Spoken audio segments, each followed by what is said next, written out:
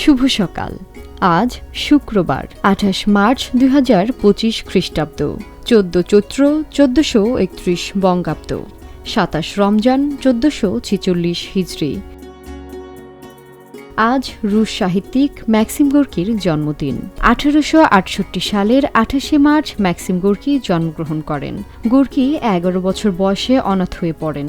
তিনি ছিলেন একজন রুশ সোভিয়েত লেখক, সমাজতান্ত্রিক বাস্তববাদী সাহিত্যের প্রতিষ্ঠাতা এবং একজন রাজনৈতিক কর্মী।